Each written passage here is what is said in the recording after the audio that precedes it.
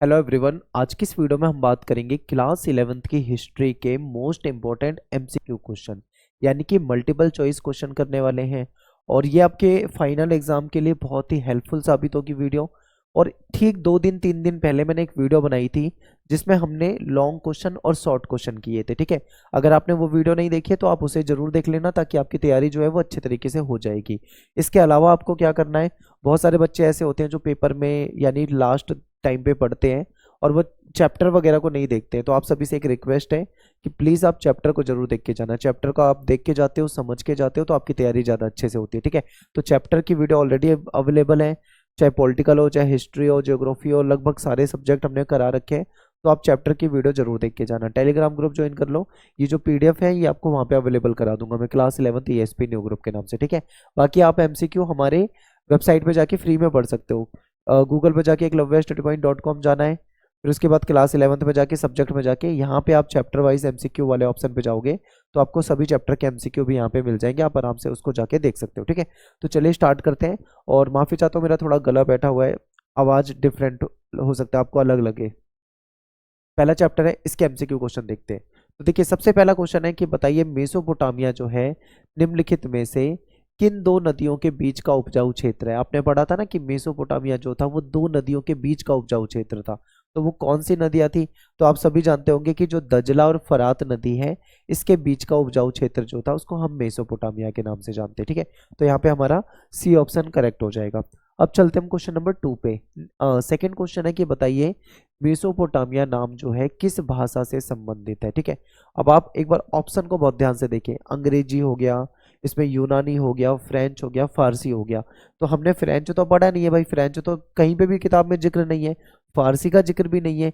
अंग्रेजी और यूनानी में से कोई एक हो सकता है, तो इसका सही आंसर आपका यूनानी हो जाएगा। ठीक है, आगे चलते हैं। अगला क्वेश्चन है कि मेसोपोटामिया नाम यूनानी भाषा के किन दो शब्दों से मिलकर बना है। ठीक है, मेसोपोटामिया जो है यूनानी भाषा के किन दो शब्दों से मिलकर बना है। तो ध्यान से देखो, ये हमने पढ़ा हुआ है, एक है मेसोस, एक है पोटामा, गलत है। मेसोस और फरात ये भी गलत है। मेसोस और पोटेमोस ये ठीक है, यानी कि सी ऑप्शन यहाँ पे क्या हो जाएगा, करेक्ट हो जाएगा। ये हमने चैप्टर में डिटेल में पढ़ा हुआ है। ठीक है, चैप्टर की वीडियो जरूर देख लो। अगला क्वेश्चन है कि मेसोपोटामिया का जो क्षेत्र है वर्तमान में किस गणराज्य का हिस्सा है। तो आज के समय में अगर हम देखें तो जो इराक आप पढ़ते हो ना, इराक का हिस्सा है। ठीक है, तो बी ऑप्शन आपका यहाँ पे क्या हो जाएगा, करेक्ट हो जाएगा। अगले क्वेश्चन पे चलते हैं। नेक्स्ट है कि मेसोपोटामिया की सभ्यता डैश के लिए प्रसिद्ध थी। किस लिए प्रसिद्ध थी? ऑप्शन में है शहरी जीवन, समृद्ध साहित्य था इनके पास, गणित और खगोल विद्या, ठीक है, और उपरोक्त सभी। तो इसका आंसर हो जाएगा उपरोक्त सभी, क्योंकि आपने देखा होगा कि वहां पे शहरी जीवन है, बिल्कुल ठीक है। साहित्य भी उनका था क्योंकि लिटरेचर वगैरह, और वो लिखना भी जानते थे, हमने पढ़ा हुआ है। गणित और खगोल विद्या में तो वो आगे थे ही। ठीक है, ये भी हमने पढ़ा हुआ है। तो अपना यहाँ पे आंसर क्या हो जाएगा, उपरोक्त सभी। ठीक है, आगे चलते हैं। क्वेश्चन नंबर 6 है कि मेसोपोटामिया में पुरातत्व खोजों की शुरुआत जो है वो डैश दशक में हुई थी। तो कब हुई थी भाई? तो ये हुई होगी आपकी 1840 के दशक में। ठीक है, तो ये आपको याद रखना है। और आगे चलते हैं। क्वेश्चन नंबर 7 देखते हैं। यूरोप वासियों के लिए मेसोपोटामिया क्यों महत्वपूर्ण था? ये इंपॉर्टेंट है। तो ऑप्शन में है क्योंकि बाइबल के प्रथम भाग ओल्ड टेस्टामेंट जो है उसमें इसका उल्लेख मिलता है, तो ये ठीक है बिल्कुल। ओल्ड टेस्टामेंट की जो बुक है ऑफ जेनेसिस में, इसमें भी शुमार किया जाता है, ये भी ठीक है। यूरोप के यात्री और विद्वान जो है वो मेसोपोटामिया को अपने पूर्वजों की भूमि मानते हैं, ये भी ठीक है। यानी ये भी ठीक है, ये भी ठीक है, ये भी ठीक है। तो अपना आंसर क्या हो जाएगा यहाँ पे, उपरोक्त सभी। ठीक है, 7th का क्या हो गया, उपरोक्त सभी।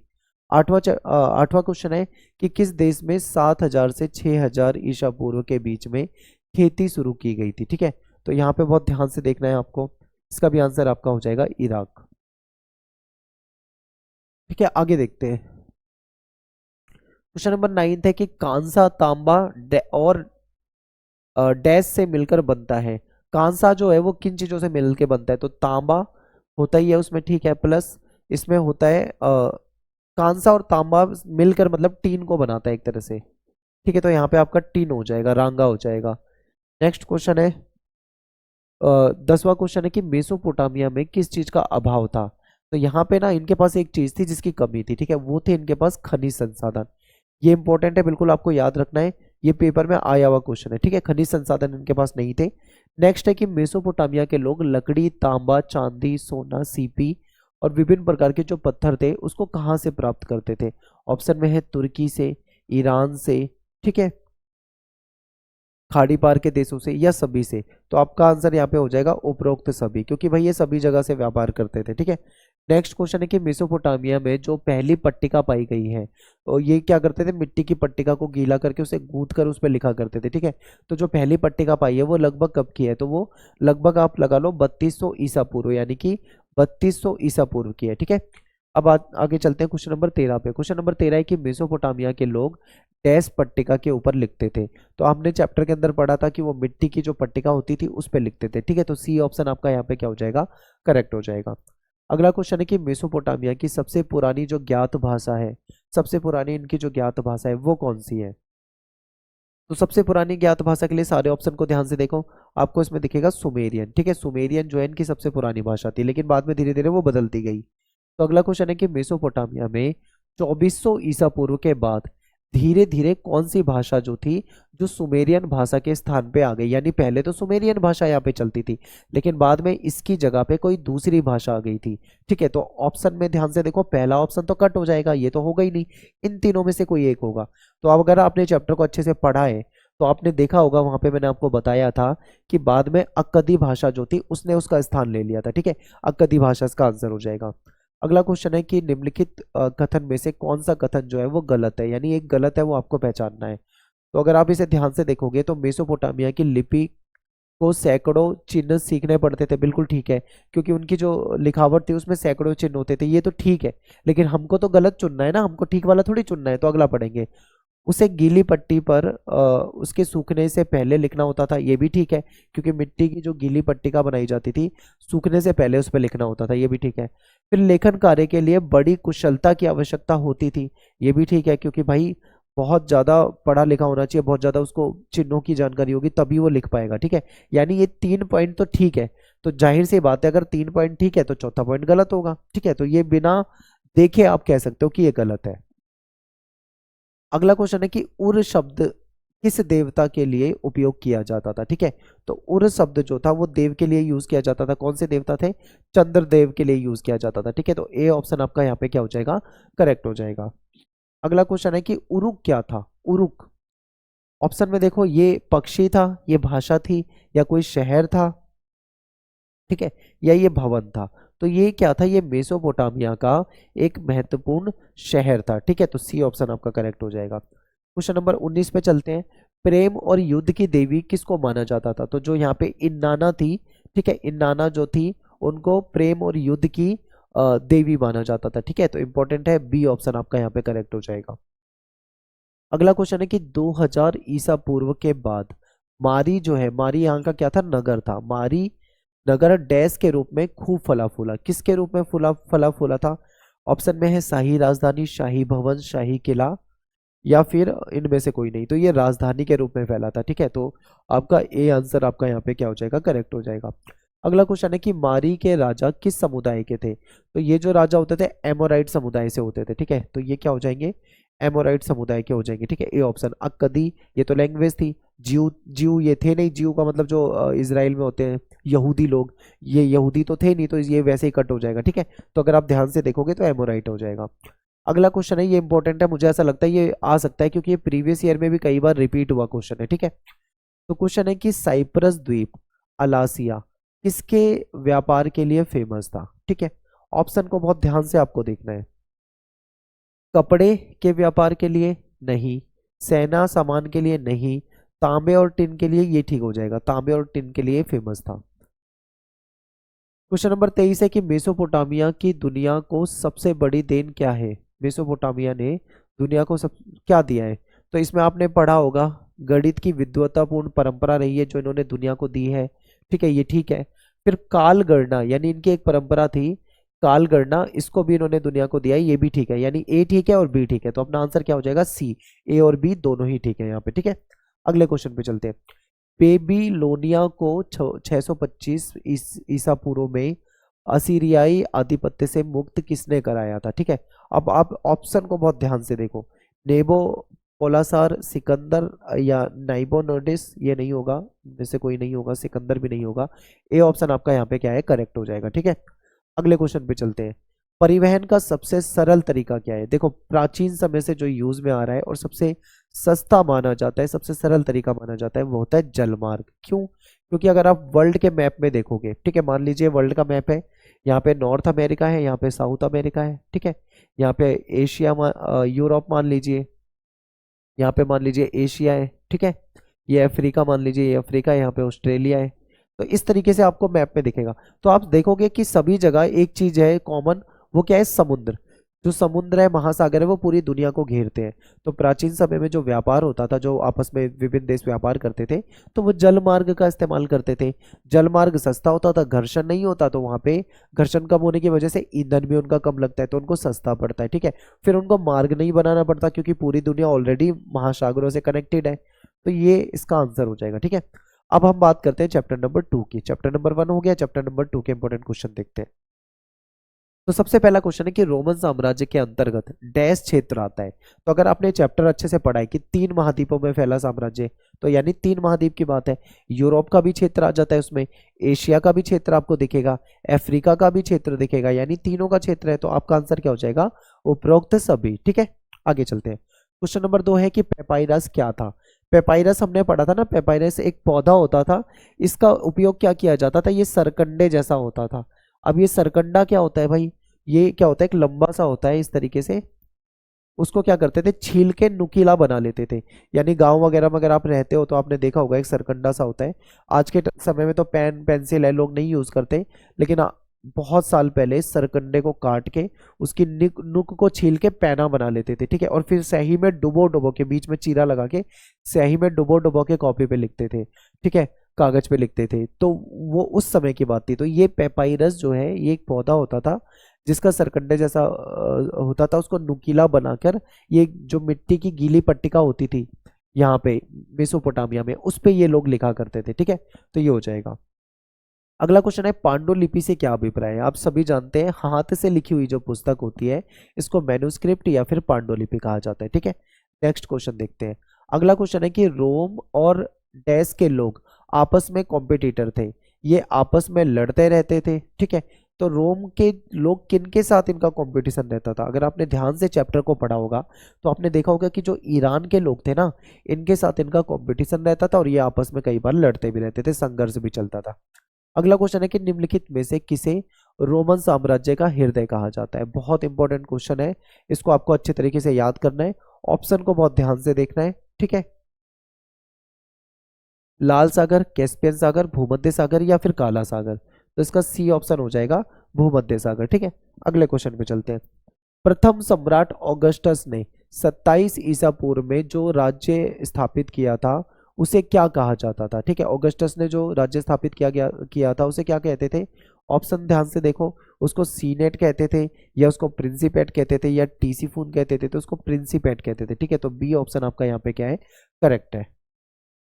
अगला क्वेश्चन है कि 7वां क्वेश्चन है कि सेनेट रोम में एक संस्था थी जिसमें, ठीक है, जिसमें वर्ग डैश वर्ग को शामिल किया गया था।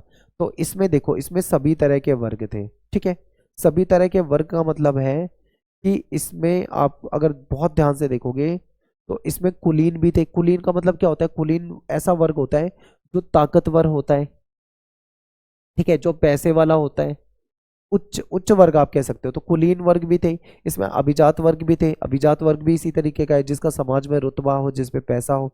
और जमींदार ऐसे लोग होते हैं जिनके पास जमीनें बहुत होती थी, वैसे भी ये पैसे वाले होते थे। तो ये तीनों तरह के लोग इसमें होते थे। ठीक है, तो 7वें का हो जाएगा उपरोक्त सभी। 8वां क्वेश्चन है कि दिनारियस जो है वो क्या था? तो आपने सभी ने पढ़ा है कि दिनारियस एक सिक्का होता था। अब सिक्का होता था तो चलो ये तो कंफर्म है, लेकिन ऑप्शन में है सोने का सिक्का, चांदी का सिक्का, ठीक है, और तांबे का सिक्का, या इनमें से कोई नहीं। तो आपका आंसर हो जाएगा चांदी का सिक्का होता था। ठीक है, अगला क्वेश्चन है कि निम्नलिखित में से किस सम्राट ने सेनेटर के सेना में सेवा करने पे बैन लगा दिया था? यानी अब जो सेनेटर लोग हैं वो सेना में शामिल नहीं हो सकते। ठीक है, तो ऐसा किसने करा था? तो एक बार देखो, ये क्वेश्चन क्या है, ये क्वेश्चन नंबर 9 है। ठीक है, किसने किया था? ऑप्शन को एक बार बहुत ध्यान से आपको देखना है। ऑगस्टस है, टिबेरियस है, गैलिनस है, या उपरोक्त सभी? तो गैलिनस ने ये किया था, ठीक है, तो सी ऑप्शन आपका हो जाएगा। ठीक। अगला क्वेश्चन है कि रोमन साम्राज्य के राजनीतिक इतिहास के 3 मुख्य खिलाड़ी कौन थे? तो ये तीनों ही थे। सम्राट होता था, जो देखो इस तरीके से होता है, ये सबसे शीर्ष पे होता था सम्राट, ठीक है। फिर उसके बाद आपका ये जो अभिजात वर्ग और सेना वगैरह आते थे, तो ये आपका तीनों ही है, तो आंसर आप क्या लगाओगे? उपरोक्त सभी। क्वेश्चन नंबर 11, ध्यान से देखो, क्वेश्चन नंबर 11 है कि ईरान में ससानी वंश जो एक आक्रामक वंश था, वो कब उभर कर सामने आया था? बहुत ध्यान से देखना है। तो ये 225 ईस्वी, ठीक है, एडी की बात चल रही है, 225 ईस्वी है सही आंसर इसका। नेक्स्ट क्वेश्चन है, यहाँ पे एक मिस्टेक हो गई, ये क्वेश्चन 2 बार टाइप हो गया, देखो 11वें में भी यही है, 12वें में भी यही है, तो चलो कोई नहीं, से आगे इग्नोर करते हैं, 13वें पे आ जाते हैं। अगला क्वेश्चन है कि रोमन साम्राज्य की आधुनिक विशेषता थी। रोमन साम्राज्य की जो आधुनिक विशेषता है वो क्या थी? ऑप्शन में है एकल परिवार यहाँ पे होता था, या संयुक्त परिवार होता था, ठीक है, या दोनों होते थे। तो यहाँ पे आपका आंसर हो जाएगा एकल परिवार। ये लोग ना जो सिंगल फैमिली होती है, न्यूक्लियर फैमिली होती है, उसको ज्यादा वेटेज देते थे, ठीक है। अगले क्वेश्चन पे चलते हैं। नेक्स्ट है कि एम्फोरा शब्द जो है उसका किससे संबंध है? तो एम्फोरा जो होता था ये यूज किया जाता था मटके या कंटेनर के लिए, ठीक है। ये किसके लिए यूज किया जाता है? मटके या कंटेनर के लिए, यानी कि जिसमें जो लिक्विड सामान होता है, जैसे मान लो जैतून का तेल वगैरह होता है, वो इनमें रख के ले जाया जाता था। अगला क्वेश्चन है कि रोम में मोंटी मोंटी टेस्टेकियो स्थल पर लगभग डैश से अधिक मटकों के अवशेष मिले हैं। तो यहाँ पे आप ये लगा लो कि 5 करोड़, सोचो कितने ज्यादा, 5 करोड़ से ज्यादा अवशेष मिले हैं, ठीक है।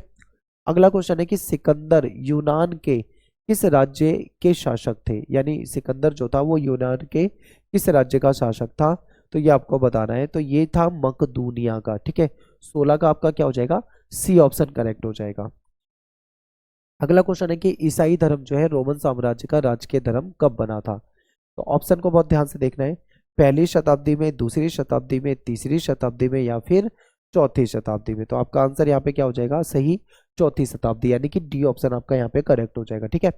अगला क्वेश्चन है कि ईसाई धर्म को रोमन साम्राज्य में आधिकारिक धर्म किस सम्राट ने बनाया था? ठीक है, तो अगर इसकी बात करें तो किसने बनाया था? तो ये हो जाएगा आपका आंसर, ये कॉन्स्टेंटाइन हो जाएगा, ठीक है, डी ऑप्शन हो जाएगा, इसने बनाया था। नेक्स्ट है कि रोमन शहरी जीवन में स्पेक्टुला नामक जो मनोरंजन शो था, ये साल में कितने दिन चलता था? तो ये आप लगा लो, लगभग लगभग साल में 176 दिन के करीब चलता था, ठीक है।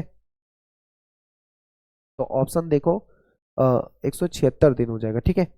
आगे चलते हैं। क्वेश्चन नंबर है 20, रोमन साम्राज्य का चांदी का सिक्का जो दिनारियस था उसका वजन कितने ग्राम का होता था? तो ये 4.5 ग्राम का होता था, 4.5 ग्राम, ठीक है। अगला क्वेश्चन है कि स्पेन डैश के व्यापार के लिए प्रसिद्ध था?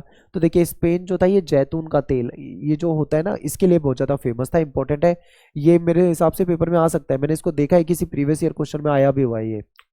और अब चलते हैं चैप्टर नंबर 3 की तरफ। चैप्टर नंबर 3 में सबसे पहला क्वेश्चन है कि मंगोल जो थे, मंगोलों का प्रमुख व्यवसाय क्या था? तो मंगोलों का प्रमुख व्यवसाय क्या था? देखो खेती तो ये लोग करते नहीं थे, ज्योतिष भी नहीं थे, शिल्पकारी भी नहीं थे, ये क्या करते थे? पशुपालन करते थे, क्योंकि वहां पे घास के मैदान थे, शिकार करते थे, संग्रह करते थे, ठीक है, संग्रह, ये सारे काम करते थे। तो पहले का आंसर हो जाएगा बी ऑप्शन। अगला क्वेश्चन है बर्बर एक यूनानी भाषा का शब्द है, ये किसके लिए यूज होता था? ऑप्शन में देखो किसके लिए यूज करते थे?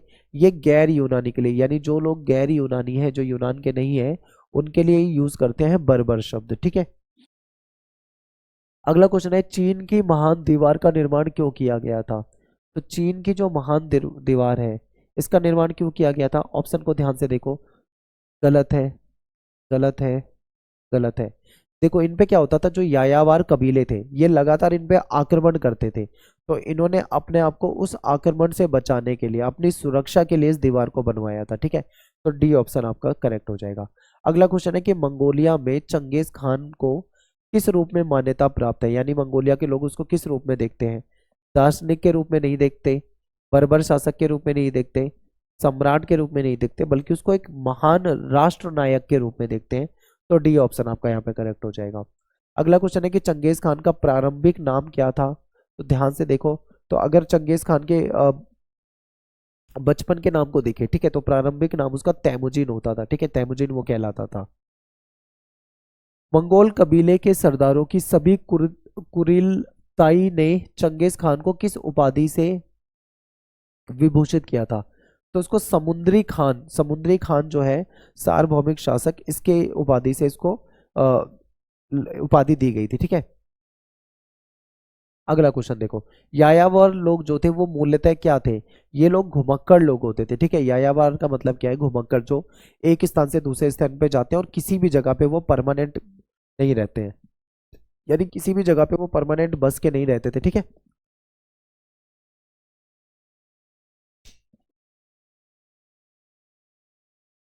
अगले क्वेश्चन को देखते हैं, निम्न में से कौन सी मध्य एशिया की चारण भूमि है।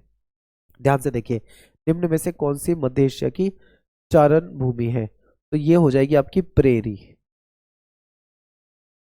सॉरी, प्रेरी नहीं, इसमें आपका हो जाएगा स्टेपी। हमने पढ़ा हुआ है ना, स्टेपीज, स्टेपीज हो जाएगा, माफी चाहता हूँ।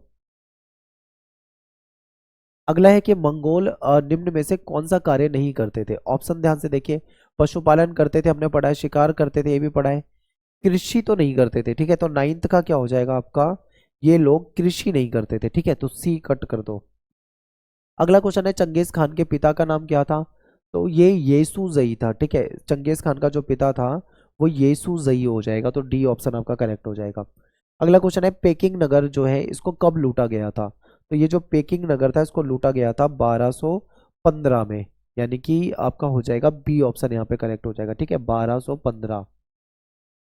अगला क्वेश्चन है कि चंगेज खान की मृत्यु कब हुई थी। तो चंगेज खान की मृत्यु हुई थी 1227 में, ठीक है, तो सी ऑप्शन आपका यहाँ पे करेक्ट हो जाएगा।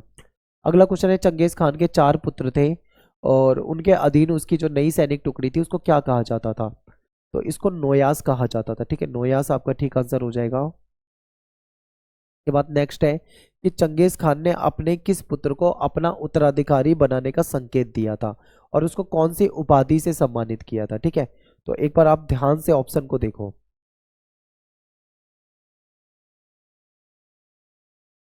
तो इसमें हो जाएगा आपका सी ऑप्शन, ठीक है, ये हो जाएगा ओदोगई। इसको महान खान की उपाधि दी गई थी, उसका ये वाला पुत्र था जिसको उसने चंगेज खान ने क्या बनाने की बात की गई थी, अपना उत्तराधिकारी, ठीक है।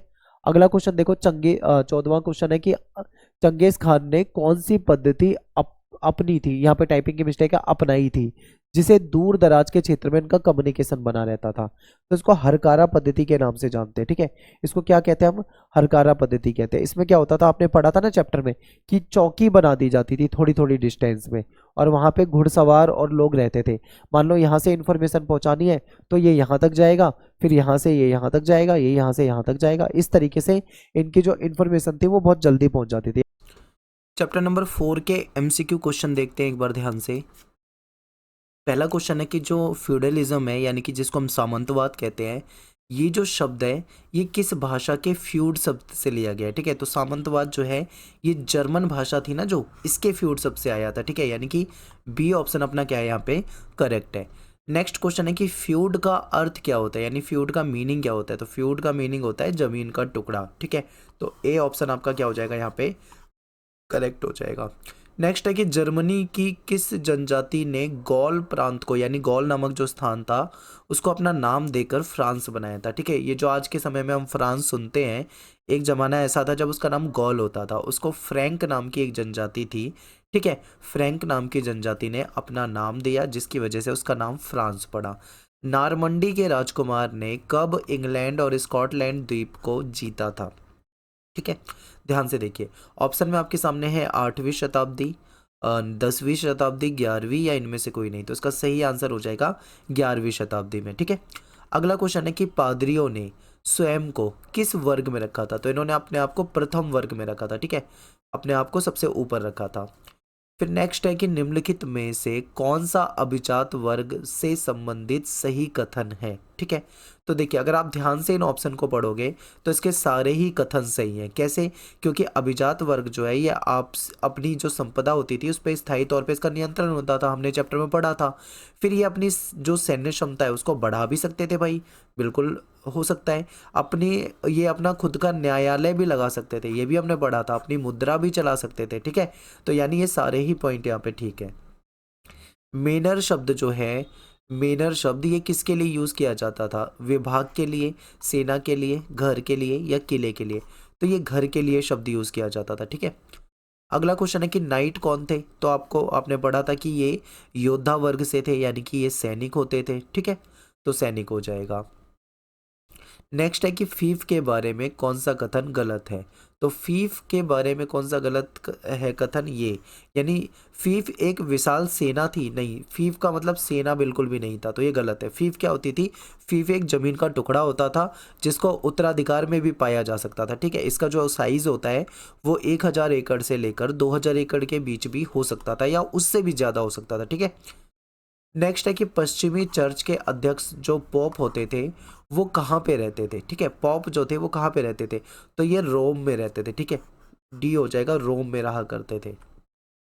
चर्च को एक वर्ष के अंतराल में कृषक से उसकी उपज का 10वां भाग लेने का अधिकार था। यानी जो चर्च है एक साल में अपनी जो उपज है उसका 10वां हिस्सा ले सकता है, तो उसको क्या कहा जाएगा भाई?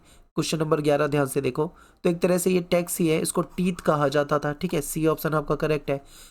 अगला क्वेश्चन है कि आबेस हिलगॉर्ड, ठीक है, आबेस हिलगॉर्ड जो है, हिलगार्ड जो है वो कौन था? बहुत ध्यान से देखना, ये क्वेश्चन ना आया हुआ है पेपर में, ठीक है। तो ये क्या थे? ये म्यूजिशियन थे, यानी एक संगीतज्ञ थे। नेक्स्ट है कि भिक्षु का एक ऐसा समूह जिसने 13वीं शताब्दी में मठ में ना रहने का फैसला लिया था और इसको किस नाम से जाना जाता था? तो ये फ्रायर कहलाते थे, ठीक है। इन्होंने कहा कि भाई हम मठ में नहीं रहेंगे, हम तो घुमंतूर बनेंगे, यानी एक जगह से दूसरी जगह पे घूमेंगे और अपनी बातों को रखेंगे। अगला क्वेश्चन है बेनेडिक्टिन क्या है? ठीक है, क्वेश्चन नंबर 14, बेनेडिक्टिन क्या है? तो देखिए क्या होता था कि जो भिक्षु होते थे ना, जो मठ में रहने वाले भिक्षु होते थे, इनके लिए आचार संहिता होती थी, यानी कि रूल होते थे। कुछ रूल ऐसे होते थे जिनको इनको मानना पड़ता था। तो 14 क्वेश्चन का आंसर हो जाएगा बी पॉइंट। अगला है मोनेस्ट्री शब्द किस भाषा के मोनोस से आया है? जिसका मीनिंग होता है एक ऐसा व्यक्ति जो अकेला रहता हो, ठीक है। तो 15वां क्वेश्चन ध्यान से देखो, ये कौन सी भाषा से? ग्रीक भाषा के मोनोस से आया है, ठीक है। नेक्स्ट है कि सामंतवाद का विकास इंग्लैंड में कब हुआ था? Question number 16। तो सामंतवाद का जो विकास है, आई थिंक मुझे ऐसा लग रहा है क्वेश्चन ना रिपीट हो गया, ये शायद हमने पहले भी करा है, ठीक है। तो ये 11वीं सदी इसका आंसर है, शायद ये रिपीट हुआ है।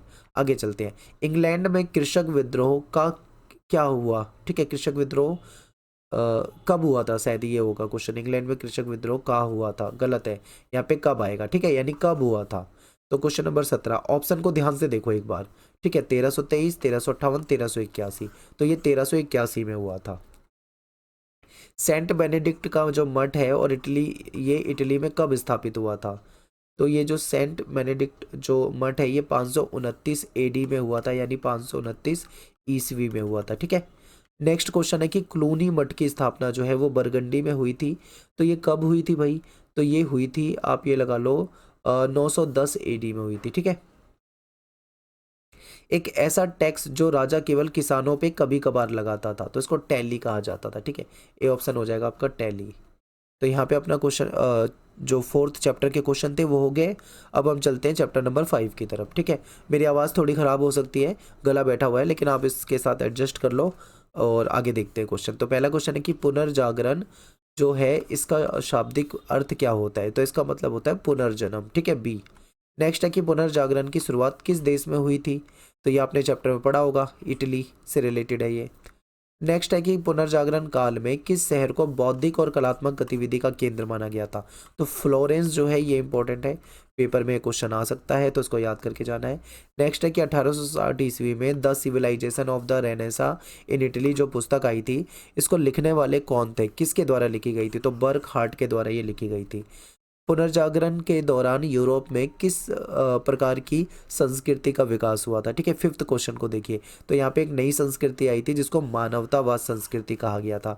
और मैंने आपको इंपॉर्टेंट क्वेश्चन में बताया था कि ये मानवतावादी जो संस्कृति है, लोग इसकी तरफ बहुत आकर्षित हुए थे। इन्होंने चर्च का बहुत विरोध करा था। ये कहते थे कि चर्च एक लालची संस्था है और लोगों के साथ लूट खसोट करती है। ठीक है, तो ये मानवतावादी ऐसा मानते थे। क्वेश्चन नंबर 6 है कि पुनर्जागरण के दौरान मुद्रण तकनीक के विकास का श्रेय किसे जाता है। यानी कि मुद्रण तकनीक यानी जो छपाई तकनीक थी, इसका विकास का श्रेय किसको जाता है। क्वेश्चन नंबर 6, तो इसका जाता है गुटेनबर्ग को। ठीक है, जोहेनेस गुटेनबर्ग। पुनर्जागरण काल में किस वैज्ञानिक ने यह सिद्ध कर दिया यानी साबित कर दिया कि पृथ्वी जो है सूर्य के चारों ओर परिक्रमा करती है। ठीक है, इंपॉर्टेंट क्वेश्चन है, मैं पहले ही बता रहा हूँ, याद करके जाना, इस पे बहुत ज़्यादा आता है क्वेश्चन। और ये केवल एमसीक्यू में नहीं, कोपरनिकस क्रांति के ऊपर आपके जो लॉन्ग क्वेश्चन या शॉर्ट क्वेश्चन है वहाँ पे भी क्वेश्चन आता है। ठीक है, तो ये आपको याद करके जाना है।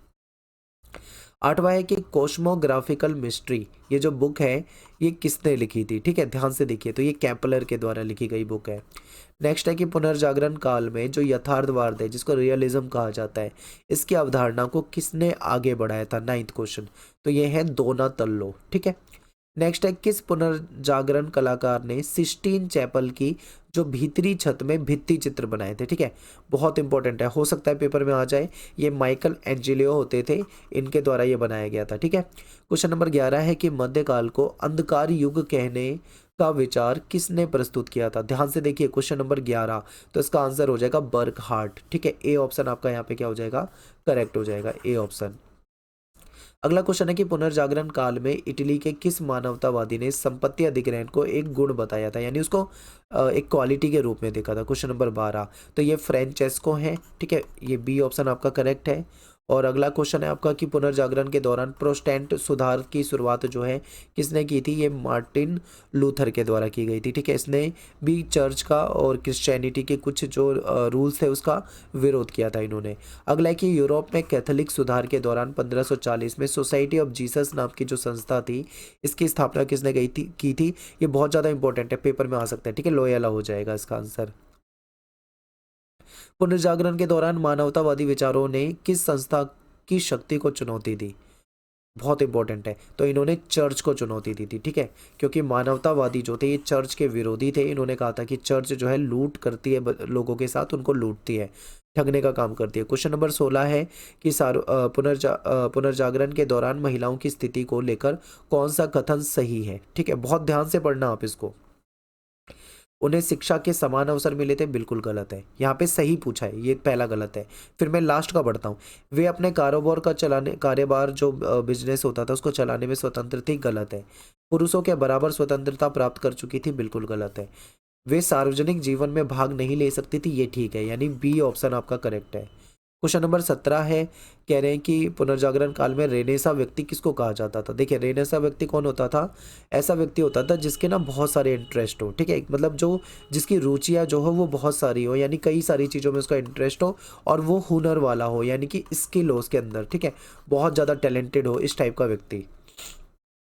अगला क्वेश्चन है कि फ्लोरेंस विश्वविद्यालय से जुड़े प्रमुख पुनर्जागरण लेखक कौन थे। क्वेश्चन नंबर 18, ध्यान से देखिए। तो दांते, इनका नाम है दांते अलिघियारी। ठीक है, और जोटो। नेक्स्ट है कि पुनर्जागरण के दौरान किस वैज्ञानिक ने गुरुत्वाकर्षण का सिद्धांत प्रस्तुत किया था। तो ये आप सभी जानते हैं, 19वें का न्यूटन। ठीक है, न्यूटन का गुरुत्वाकर्षण का नियम आपने पढ़ा ही होगा वैसे भी। क्वेश्चन नंबर 20 है कि पुनर्जागरण काल के दौरान रॉयल सोसाइटी की स्थापना जो थी वो कहाँ पे हुई थी। तो ये लंदन में हुई थी। ठीक है, तो यहाँ पे अपना जो 5वां चैप्टर था ये खत्म हो जाता है। अब चलते हैं हम चैप्टर नंबर 6 की तरफ। तो चैप्टर नंबर 6 का पहला क्वेश्चन है कि बताइए 18वीं सदी में जो यूरोपीय आप्रवासन है वो किन क्षेत्रों में सबसे ज़्यादा हुआ था। यूरोप के लोग पता है कहाँ गए थे सबसे ज़्यादा, ऑस्ट्रेलिया की तरफ गए थे, न्यूजीलैंड की तरफ गए थे, अमेरिका की तरफ गए थे, साउथ अफ्रीका की तरफ गए थे। इन्होंने क्या करा, अपना उपनिवेश बनाया था ज़्यादातर देशों को। ठीक है, तो सी ऑप्शन करेक्ट हो जाएगा। अगला क्वेश्चन है कि यूरोपीय आप्रवासन के कारण जो मूल निवासी थे उन पे क्या प्रभाव पड़ा। तो आप सभी जानते हैं कि उनकी जो संख्या थी वो घट गई थी, क्योंकि इनकी वजह से उनको कहीं ना कहीं अपनी जगहों को छोड़कर जाना पड़ा। ठीक है, और वो दूसरे इलाकों पे जाने के लिए, विस्थापित होने के लिए मजबूर हुए थे। अगला क्वेश्चन है कि 19वीं और 20वीं सदी में यूरोपीय लोगों के बाद किन लोगों ने अब उपनिवेशों में बसना शुरू करा। क्वेश्चन नंबर 3 देखिए, तो एशियाई लोग, ठीक है, बी ऑप्शन हो जाएगा एशियाई लोग। क्वेश्चन नंबर 4 है कि 17वीं सदी के बाद किन यूरोपीय देशों का अमेरिकी उपनिवेशों पर प्रभाव बढ़ा। क्वेश्चन नंबर 4, तो ये फ्रांस हो जाएगा, हॉलैंड हो जाएगा, इंग्लैंड हो जाएगा, ठीक है। अगला क्वेश्चन है कि 18वीं सदी में ब्रिटिश उपनिवेशवाद के मुख्य कारण क्या थे। क्यों मतलब ये ब्रिटिश उपनिवेशवाद हो रहा था, तो देखो सबसे मेन कारण था वो था व्यापारिक लाभ। क्योंकि ये जो अंग्रेज थे ना, ये अपना व्यापार के द्वारा लाभ कमाना चाहते थे, ठीक है, और उपनिवेशों में का विस्तार करना चाहते थे, अपने क्षेत्र को बढ़ाना चाहते थे। क्वेश्चन नंबर 6 है कि 18वीं सदी में ब्रिटिश ईस्ट इंडिया कंपनी किस क्षेत्र में व्यापार से राजनीतिक ताकत बनी थी, ठीक है, 18वीं सदी की बात चल रही है। क्वेश्चन नंबर 6, तो ये दक्षिणी एशिया वाले हिस्से से हो जाएगी, ठीक है, साउथ एशिया। और भारत भी आप देखोगे एशिया में ही आता है, और भारत में भी हम देखें तो ईस्ट इंडिया कंपनी ने अपना प्रसार किया था, ठीक है। अगला क्वेश्चन है कि उत्तरी अमेरिका के मूल निवासी जो थे वो लगभग कितने साल पहले एशिया में आए थे। तो आप ये लगा लो कि ये लगभग 30,000 साल पहले आए थे, ठीक है, तो सी ऑप्शन आपका करेक्ट हो जाएगा। और नेक्स्ट क्वेश्चन है कि उत्तर अमेरिका के जो मूल निवासी थे वो मुख्यतः किस चीज़ पे निर्भर होते थे। ये लोग क्या करते थे, ये लोग मछली पकड़ते थे, यानी कि फिशिंग का काम करते थे, ठीक है, और ये लोग शिकार भी करते थे, छोटे पैमाने पे खेती भी करते थे। नौवां क्वेश्चन है कि उत्तर अमेरिका के जो मूल निवासी थे उनकी राजनीतिक व्यवस्था कैसी थी। तो देखो इनके लिए ना कोई केंद्रीकृत सरकार इनके पास थी ही नहीं, ठीक है, कबीला टाइप का, जनजाति टाइप के थे, और कोई केंद्रीकृत सरकार इनके पास नहीं होती थी। क्वेश्चन नंबर 10 है कि यूरोपियन जो लोग थे उनके आने के बाद कौन सी नई चीज़ें उत्तर अमेरिका के मूल निवासियों में प्रचलित हो गई, यानी यूरोपियन से जो उन्होंने ली। तो देखो लोहे के बर्तन और बंदूकें वगैरह जो थे, ये जो थी ये चीज़ें आ गई इनके यहाँ पे, ठीक है। फिर नेक्स्ट है कि यूरोपीय व्यापारियों ने उत्तर अमेरिका में किस वस्तु का व्यापार किया जिससे मूल निवासी जो थे वो प्रभावित हुए। तो इन्होंने शराब और तंबाकू का व्यापार शुरू करा, ठीक है। अमेरिका और कनाडा का वर्तमान क्षेत्र कब विकसित हुआ था। जो वर्तमान क्षेत्र है ये विकसित कब हुआ था, तो ये 18वीं सदी के बाद हुआ था, ठीक है, तो सी ऑप्शन करेक्ट हो जाएगा। फिर अमेरिका में अफ्रीकी जो दास थे इनको क्यों लाया गया था भाई, बहुत सिंपल है, अगर आपने चैप्टर पढ़ा हो तो आपको पता होगा कि उस समय क्या होता था, इनको बागान जो होते थे ना, बागान, उसमें मजदूरी कराने के लिए लाया जाता था, ठीक है, और फिर जबरन कई बार इनकी वहाँ पे मृत्यु भी हो जाती थी। क्वेश्चन नंबर 14 है कि ऑस्ट्रेलिया में सबसे पहले मानव कब पहुंचे थे। बहुत इंपॉर्टेंट है, हो सकता है पूछा जाए, 40,000 साल पहले बताया जाता है। 1770 में किस ब्रिटिश खोजकर्ता ने पहली बार ऑस्ट्रेलिया की यात्रा करी थी। तो जेम्स कुक हो जाएगा। 1934 का इंडियन रीऑर्गेनाइजेशन एक्ट जो है वो किससे रिलेटेड है, ठीक है। क्वेश्चन नंबर 16, तो ये मूल निवासी की जो भूमि थी ना उसको खरीदने से रिलेटेड था, ठीक है, तो ये आपका बी ऑप्शन हो जाएगा। और जो ऋण लेते थे यानी जो लोन लेते थे उसके अधिकार से रिलेटेड था। फिर 1969 में कनाडा सरकार ने मूल निवासियों के किस अधिकार को अस्वीकार कर दिया था। तो ये आदिवासी का जो भूमि अधिकार था इसको इन्होंने क्या करा था, बैन कर दिया था, ठीक है, यानी कि अस्वीकार कर दिया था। फिर 1974 में ऑस्ट्रेलिया ने कौन सी नीति अपनाई थी। तो इन्होंने कौन सी नीति अपनाई थी, बहुसंस्कृतिवाद वाली नीति अपनाई थी, ठीक है। तो यहाँ पे अपना जो छठा चैप्टर है ये कंप्लीट हो जाता है। इसके बाद बात करते हैं लास्ट चैप्टर की, यानी 7वें चैप्टर की।